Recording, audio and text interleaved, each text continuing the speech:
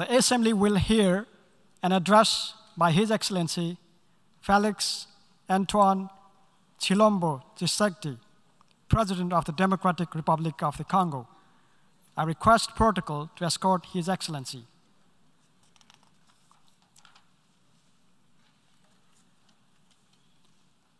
On behalf of the General Assembly, I have the honor to welcome His Excellency Felix Antoine Tshilombo Tshisekedi, President of the Democratic Republic of Congo, to invite him to address the General Assembly.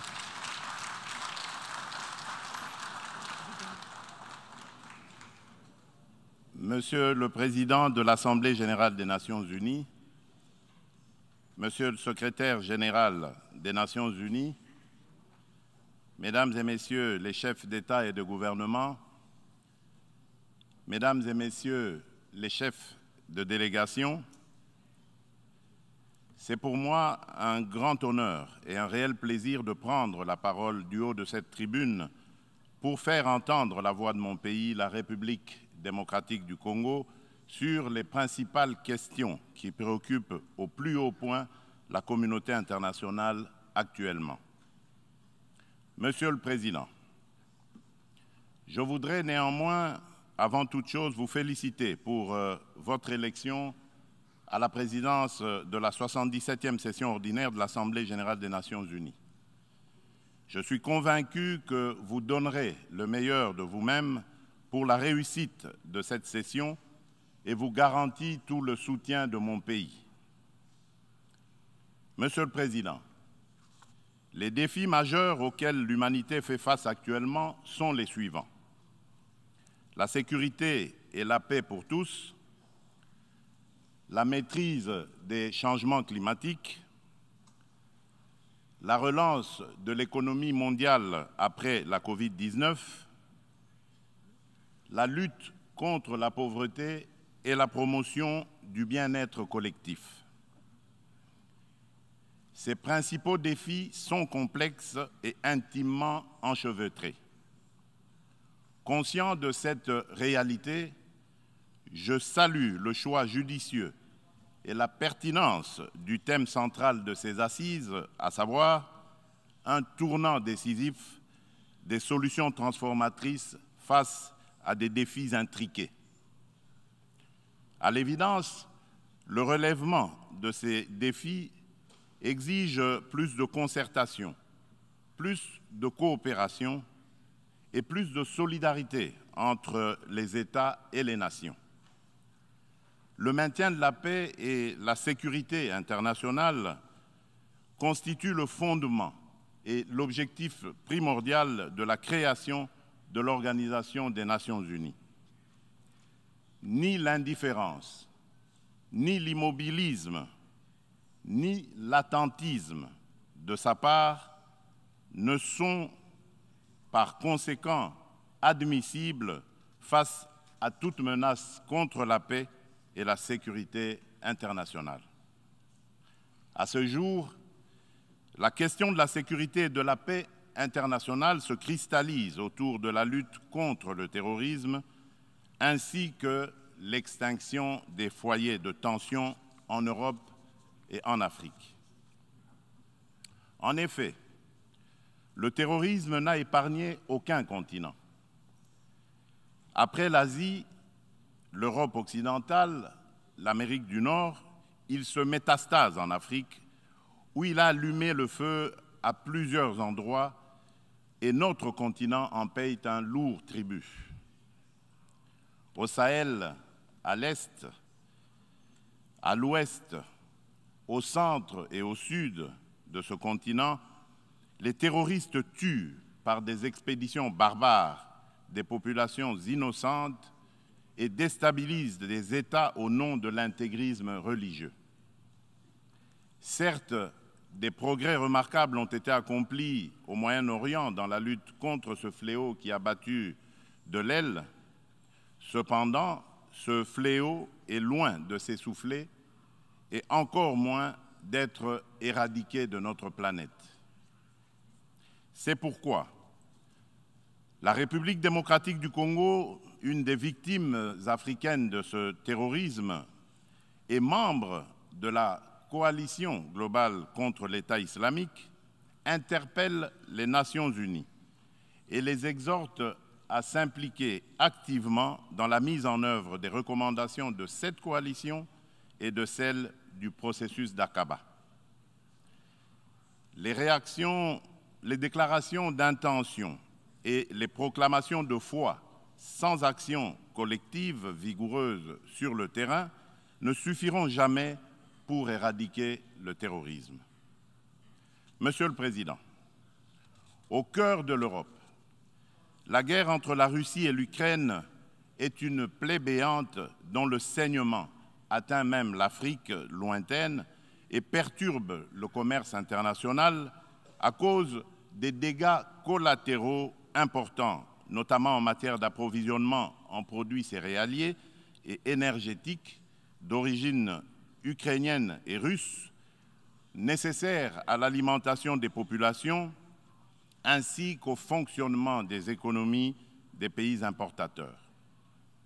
Il est impératif que les Nations unies interviennent avec diligence et plus de fermeté pour éteindre ce brasier, et ce, dans le respect absolu des règles du droit international. La République démocratique du Congo souscrit à la position de l'Union africaine et appelle toutes les parties au conflit à suivre la voie du dialogue et du droit préconisée par l'Afrique, qui a par ailleurs l'expérience de gestion des crises sécuritaires provoquées par des groupes armés dans certains de ces États. À ce sujet, les Nations unies savent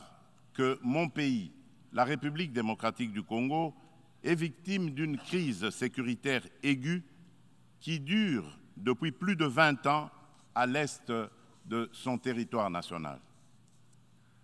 Tout observateur honnête et de bonne foi reconnaît que cette crise est causée principalement par les convoitises que suscitent ces fabuleuses richesses naturelles et les ambitions de puissance de certains de ses voisins. Le peuple congolais reconnaît l'implication des Nations unies, de l'Union africaine, des communautés régionales africaines, de l'Union européenne et des partenaires extérieurs bilatéraux de la République démocratique du Congo pour juguler cette crise récurrente.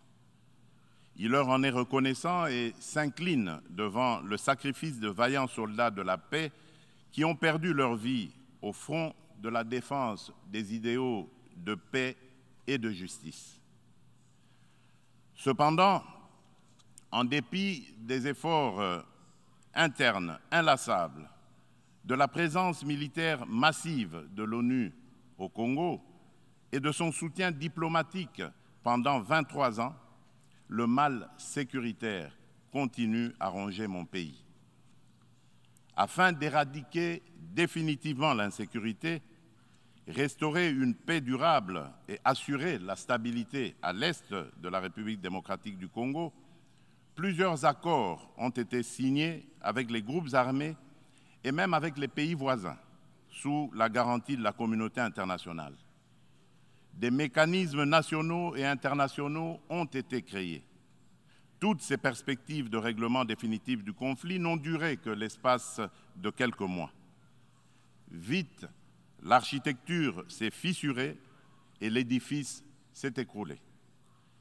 Et on recommence toujours avec les mêmes tragédies. Depuis mon élection à la tête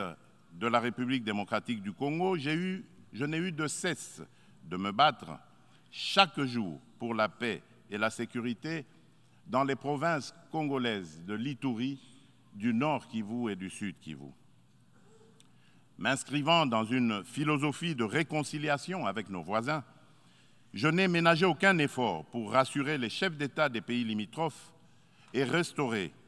la confiance entre nous, notamment par la concertation permanente sur des questions d'intérêt commun,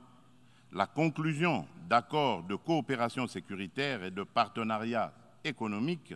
et la réalisation de projets de développement pour nos populations respectives. En dépit de ma bonne volonté et de la main tendue du peuple congolais pour la paix, certains de nos voisins n'ont trouvé mieux que de nous remercier par l'agression et le soutien des groupes armés terroristes qui ravagent l'Est de la République démocratique du Congo.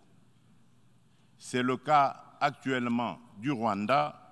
qui, au mépris du droit international, de la charte de l'ONU et de l'acte constitutif de l'Union africaine, a une fois de plus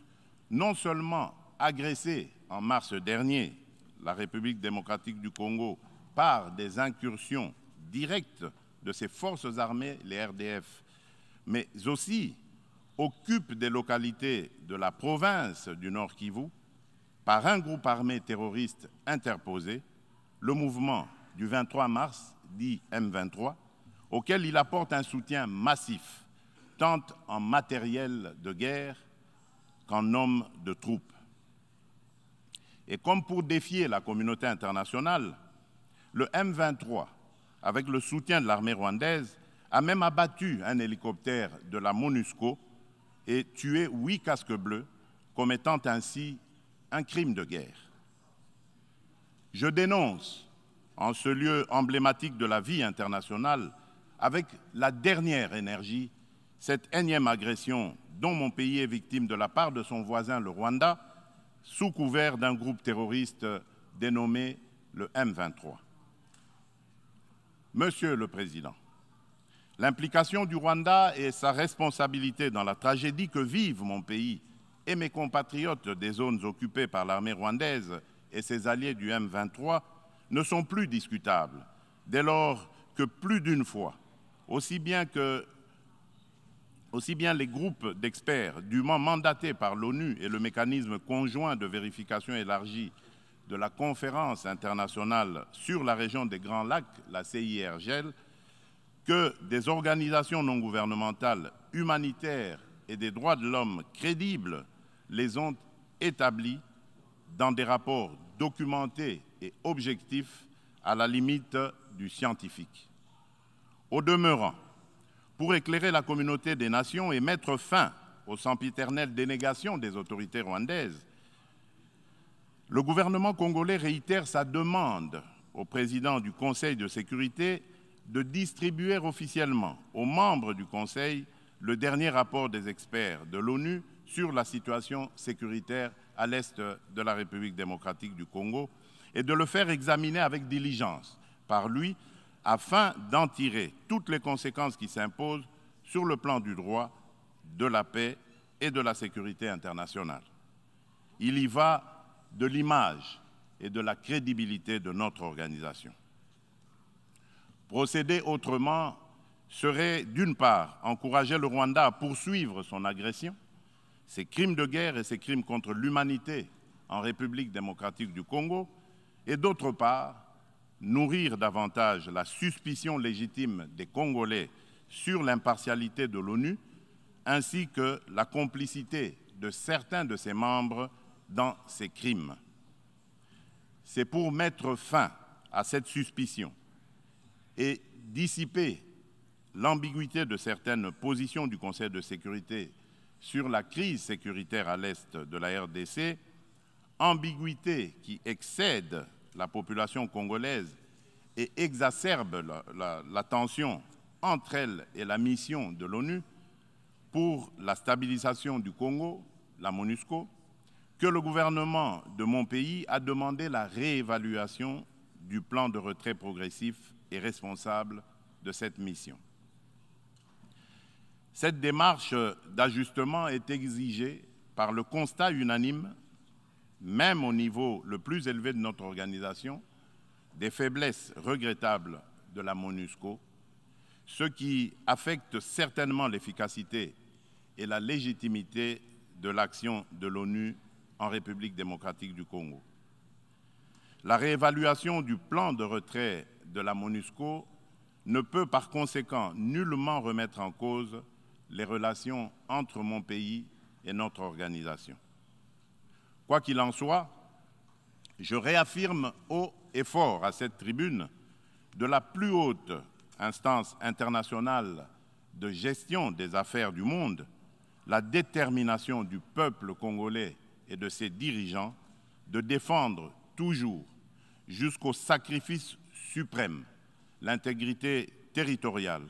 l'indépendance et la souveraineté de leur pays, dans le respect, bien sûr, du droit international et des engagements pris au sein des organisations internationales dont il est membre. C'est ici le lieu pour moi de préciser que l'État congolais et la société civile ne permettront jamais à quiconque de tenir le discours de la haine tribale, ethnique et raciale ou xénophobe dans notre pays. La Constitution de la République et les lois congolaises interdisent un tel discours et le sanctionnent sévèrement. Nul ne peut donc prétexter de ce discours imaginaire pour justifier des aventures criminelles au Congo, diviser les Congolais et fragiliser l'unité nationale à laquelle tous mes compatriotes tiennent. La République démocratique du Congo n'est pas et ne sera jamais génocidaire. De même,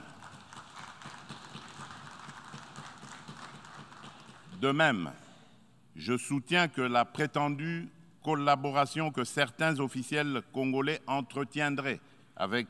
les opposants rwandais des forces démocratiques pour la libération du Rwanda, les FDLR,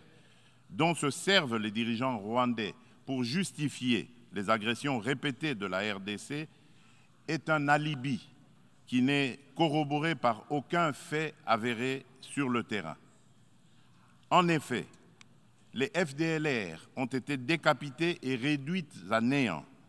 par les forces armées de la République démocratique du Congo, les FARDC, en étroite collaboration avec l'armée rwandaise dans le cadre des opérations conjointes menées il y a quelques années.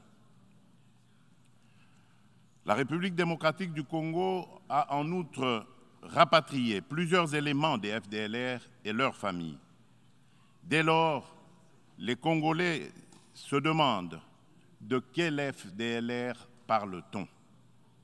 Quel est le mètre carré du territoire rwandais occupé par ces fantomatiques FDLR? À quel lieu précis du sol rwandais a-t-on jamais vu un jour un soldat congolais? Quoi qu'il en soit, la République démocratique du Congo reste disponible pour toute action répressive contre tout groupe armé qui tenterait de troubler la paix et la sécurité dans un pays voisin et dans la région des Grands Lacs. Monsieur le Président, le peuple congolais demande aux Nations unies, à l'Union africaine, aux communautés régionales africaines et aux partenaires de la République démocratique du Congo de ne plus se fier aux dénégations éhontées des autorités rwandaises et de contribuer plutôt au rétablissement de la sécurité, à la construction d'une paix durable et à la création de conditions nécessaires à une coopération fructueuse dans la région des Grands Lacs et pour le bien de tous. À cet effet, il est nécessaire de voir ceci. 1. Rendre effectif le retrait immédiat du M23 des localités occupées, le retour des déplacés congolais de ces localités à leur domicile et la cessation sans condition du soutien de l'armée rwandaise à ce groupe terroriste, selon l'esprit et la lettre de la feuille de route de Luanda, convenue entre la République démocratique du Congo et le Rwanda, ainsi que des déclarations successives du Conseil de sécurité de l'ONU, du Conseil de paix et de sécurité de l'Union africaine, de la Communauté d'Afrique de l'Est, la CAE, et de la Communauté pour le développement de l'Afrique australe, la SADC. 2. Multiplier les pressions sur le Rwanda et le M23, dont les dirigeants sont du reste sous sanction de l'ONU, et montrer plus de fermeté à leur égard pour qu'ils respectent les positions prises par les organisations internationales précitées. 3. Appuyer la poursuite du processus de paix de Nairobi, les discussions de Luanda entre la République démocratique du Congo et le Rwanda, et le déploiement de la force régionale de l'Afrique de l'Est, dont le statut et les règles d'engagement viennent d'être signés le 8 septembre dernier à Kinshasa, successivement par le gouvernement congolais et le secrétariat général de la CAE, d'une part, et d'autre part, par les FARDC et le commandement de cette force régionale. 4. Encourager le président honoraire du Kenya, le président Uhuru Kenyatta, et le président de l'Angola, de la République d'Angola, João Lourenço, médiateur de la CAE et de l'Union africaine dans la crise sécuritaire en République démocratique du Congo, à poursuivre leurs bons offices. 5. Lever tout obstacle à la restructuration par la République démocratique du Congo de ses forces armées et de défense, à la montée en puissance de celles-ci pour mieux remplir ses missions régaliennes, notamment par la levée pure et simple de toutes les mesures restrictives de l'acquisition d'équipements militaires, quelle qu'en soit la forme édictée par le Conseil de sécurité de l'ONU. La réalisation des actions préconisées ci-dessus garantira sans doute le peuple congolais de la certitude d'un règlement de la crise et facilitera un dialogue constructif entre toutes les parties concernées quant à ce. Monsieur le Président, nous, peuple congolais, sommes décidés cette fois-ci à mettre définitivement fin à l'insécurité à l'est de notre pays, quoi qu'il en coûte. L'heure a sonné de casser à jamais le cycle infernal de la violence à l'est de la République démocratique du Congo pour stabiliser la région des Grands Lacs afin de tirer le plus grand bénéfice de ses potentialités économiques ainsi que de sa riche biodiversité pour sauver l'humanité face au changement climatique. La gestion de ces changements pose deux problèmes fondamentaux, à savoir la mise en œuvre d'instruments juridiques et financiers issus de négociations internationales, en particulier dans le cadre des différentes conférences des parties à l'accord des Nations Unies sur le climat, la COP, et la transition énergétique. Il est temps, d'une part, de mettre fin à l'exécution sélective des engagements souscrits par les pollueurs et d'autre part, de compenser au nom de la justice climatique les efforts fournis par les pays moins pollueurs, dont ceux de l'Afrique, pour préserver l'environnement dans l'intérêt de toute notre planète. Quant à la transition énergétique, l'Afrique regorge suffisamment de sources d'énergie renouvelables et de matières premières susceptibles de contribuer à la mobilisation des alternatives crédibles à la double crise énergétique et écologique. De ce point de vue, il est important de relever que la République démocratique du Congo compte parmi les principaux producteurs de minerais stratégiques essentiels à la transition énergétique et à la décarbonisation du secteur des transports, dont notamment le cobalt, le lithium, le nickel ainsi que le manganèse. Mon pays s'est fixé comme objectif de produire proprement les 10 minerais à cette fin. C'est dans cette perspective que la République de Zambie et la République démocratique du Congo ont signé le 29 avril de cette année un accord relatif à la mise en place d'une chaîne de valeur dans le secteur de batteries électriques et des énergies propres. Il va sans dire, au vu de l'importance des investissements que requiert la réalisation d'un tel projet, que l'implication des partenaires est particulièrement indispensable, notamment en termes d'apport en capitaux et en technologies adaptées. En outre, afin de soutenir le programme de transformation verte des économies sur le continent africain et de rencontrer la demande d'énergie croissante dans le monde, mon pays a pris l'option de valoriser son immense potentiel en matière d'énergie renouvelable, dont l'hydroélectricité l'hydroélectricité, le solaire, la géothermie et l'exploitation de ces gisements gaziers. De ce fait, la République démocratique du Congo se présente comme un atout à la réalisation de l'agenda 2063 de l'Union africaine à travers la mise en œuvre du projet Grand Inga, lequel pourrait également s'avérer bénéfique pour une partie de l'Europe et du Moyen-Orient. C'est dans cette perspective qu'elle est heureuse d'abriter les travaux préparatoires de la 27e conférence des parties sur le climat, la pré-COP 27, qui se tiendront à Kinshasa le mois prochain. Monsieur le Président,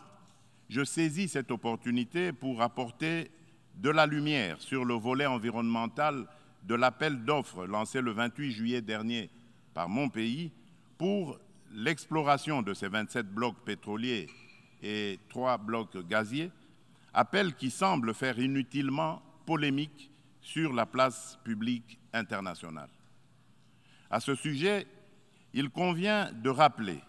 qu'aucun instrument juridique international pertinent ratifié par la République démocratique du Congo ne lui interdit d'exploiter ses ressources naturelles pour cause de protection de l'environnement ou par crainte de l'aggravation du réchauffement de la planète. Ensuite, l'accord de Paris de 2015 reconnaît aux pays en voie de développement le droit d'émettre le CO2 pour le développement, mais en prenant des précautions pour le climat mondial à travers leur contribution déterminée à l'échelle nationale, la CDN. Ainsi, le gouvernement de la République démocratique du Congo s'est fixé comme objectif d'exploiter, dans le respect des normes environnementales, les ressources naturelles du pays et de les transformer localement pour leur donner de la valeur ajoutée et booster l'économie nationale, notamment par la création des richesses liquides et des emplois afin d'améliorer les conditions de vie des populations congolaises. Des stratégies et mesures adéquates ont été adoptées et prises pour éviter des impacts négatifs sur l'environnement. Elle prévoit, à l'instar d'autres pays d'Afrique et d'Europe qui ont relevé ce défi, l'exercice de contrôles gouvernementaux efficaces. Il est question pour la République démocratique du Congo d'atteindre ses objectifs économiques et sociaux en préservant ses forêts et en continuant de demeurer le pays solution pour la lutte contre le réchauffement climatique. Mon pays reste ouvert à la coopération avec tout partenaire disposé à l'aider à l'atteindre ses objectifs. Sur le plan économique, le pari à gagner est celui de donner les chances de redressement aux économies des pays affaiblis par les effets collatéraux des changements climatiques et du coronavirus, afin de promouvoir une croissance économique mondiale équilibrée et de stopper l'aggravation de la pauvreté dans les pays en développement. Nous ne pouvons pas relever ce défi sans des efforts internes de bonne gouvernance au niveau national, ni investissement productif des richesses, ni transfert réel des ressources financières suffisantes à ceux qui en ont besoin. C'est pourquoi la République démocratique du Congo plaide pour la concrétisation de la proposition de cession par les pays riches d'un pourcentage de leurs droits de tirage spéciaux, les DTS, au Fonds monétaire international, aux pays les moins nantis, faite par la conférence de Paris sur la relance des économies post-Covid-19 du mois de mai 2021 et appuyée par un engagement ferme du sommet du G20 d'octobre de la même année à Rome. En tout cas, toute facilité d'accès aux ressources additionnelles en faveur des pays éprouvés par les changements climatiques et la Covid-19 sera la bienvenue. De même, l'allègement du fardeau de la dette des pays à faible revenu devra demeurer une préoccupation permanente qu'il convient d'intégrer dans une approche globale de solidarité internationale. Pour sa part, en dépit de la conjoncture économique mondiale difficile par suite des effets pervers de la pandémie de Covid-19, la République démocratique du Congo a enregistré des progrès remarquables en termes de croissance économique. Le rythme de création de richesses s'est accéléré en 2021 grâce particulièrement au dynamisme du secteur minier dont la croissance de la production est passée de 1% en 2019 à 10,1% en 2021 par suite de la bonne tenue des cours du cuivre et du cobalt sur le marché international. Le taux d'inflation et celui de change du franc congolais sont restés relativement stables. Aussi, le Conseil d'administration du Fonds monétaire international a-t-il conclu favorablement la deuxième revue du programme soutenu par la Facilité élargie de crédit. Le Fonds monétaire international a exprimé son satisfecit sur les politiques macroéconomiques prudentes adoptées par le gouvernement de la République démocratique du Congo. Nous poursuivrons inlassablement ces politiques et l'effort d'amélioration du climat des affaires en cours pour promouvoir les investissements privés et les activités économiques en général. Monsieur le Président, la solidarité et la justice dans les relations entre les nations ont toujours été des facteurs de paix et de sécurité mutuelle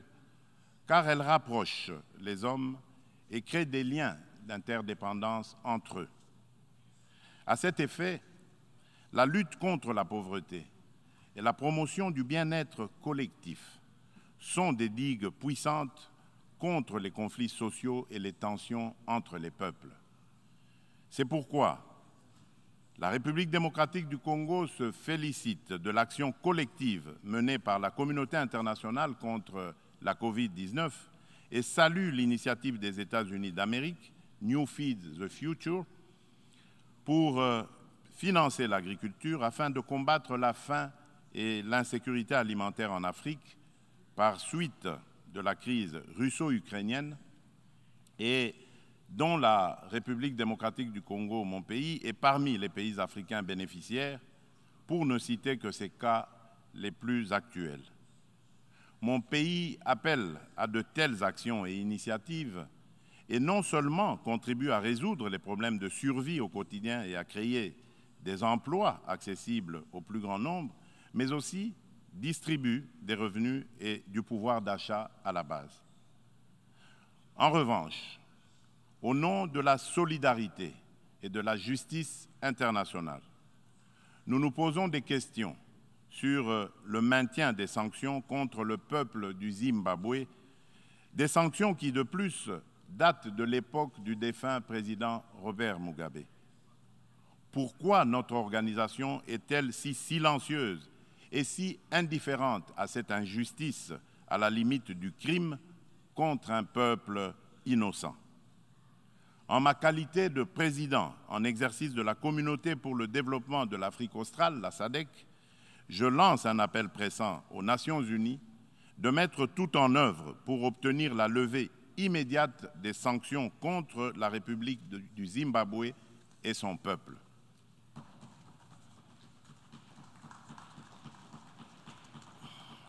Monsieur le Président, dans ce monde multipolaire, aucun pays, aussi puissant et riche soit-il, ne peut prétendre affronter seul les défis que je viens d'exposer ci-dessus et encore moins les relever dans l'intérêt de tous.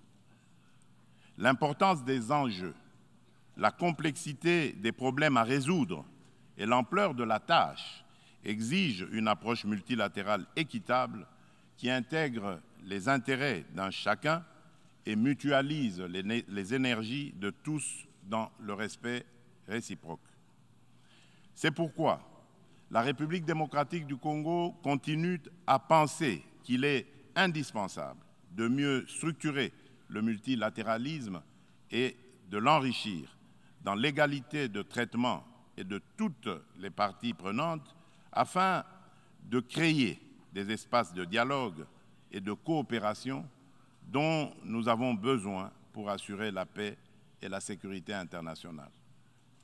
C'est cela, l'Organisation des Nations Unies que nous voulons. Pour ce faire, il nous faut accorder le bénéfice de l'urgence à la réforme de l'ONU qui semble actuellement marquer le pas. Dans ce cadre, je me fais le devoir d'insister sur la nécessité de satisfaire la revendication légitime et juste de l'Afrique d'être représentée au sein du Conseil de sécurité de l'ONU par 2 sièges supplémentaires dans la catégorie des membres non permanents et par 2 autres dans celle des membres permanents avec les mêmes droits, y compris celui de veto, les mêmes privilèges et obligations que ceux des membres permanents actuels. C'est une question de justice à rendre à un continent, mieux à un pan entier de l'humanité dont le rôle ne cesse de s'accroître chaque jour davantage dans la conduite des affaires internationales. Nous, Africains, y tenons fermement. Monsieur le Président de l'Assemblée générale des Nations unies, Monsieur le Secrétaire général des Nations unies, Mesdames et Messieurs les chefs d'État et de gouvernement, Mesdames et Messieurs les chefs de délégation, pour terminer, permettez-moi de dire un mot sur la parité hommes-femmes. À ce propos, il y a lieu d'insister sur la nécessité de poursuivre les efforts en cours, tant au niveau international qu'à celui des États, pour créer des espaces d'égalité du genre et des opportunités de liberté et d'action pour la femme. Pour ce faire, l'implication des hommes dans les politiques de promotion du genre s'avère nécessaire parce que d'une part, l'homme partage la vie avec la femme et d'autre part, depuis des temps immémoriaux, pour des raisons diverses, l'homme s'est forgé une prééminence sur la femme qui lui confère une influence déterminante sur le destin de cette dernière. Nous devons mettre un terme à cette situation de fait. C'est pourquoi, lors de mon mandat à la tête de l'Union africaine, j'ai initié une rencontre des chefs d'État et de gouvernement de l'organisation continentale sous le thème de Conférence des hommes sur la masculinité positive. De ce rendez-vous historique tenu à Kinshasa en 2021, il est sorti une déclaration de l'Union africaine contenant l'engagement des hommes, notamment celui des chefs d'État et de gouvernement, de mettre fin aux violences faites aux femmes et aux filles et apporter des réponses appropriées à cette problématique. Cette déclaration constitue une véritable charte de l'Union africaine pour la femme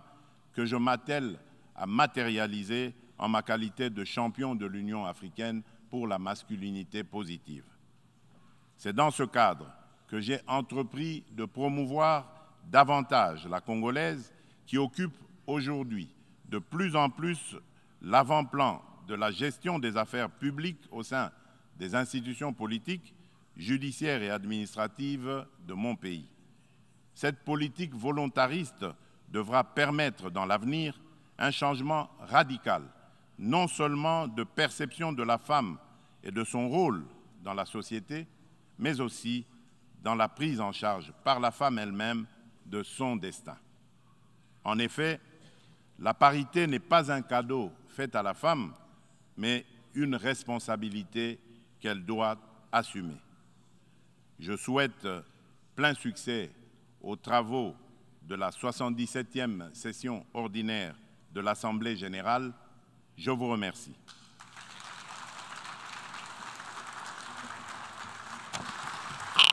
En nombre de la Asamblea, deseo agradecer al presidente de la República Democrática del Congo la declaración que acaba de formular y pido a protocolo que acompañe a su excelencia.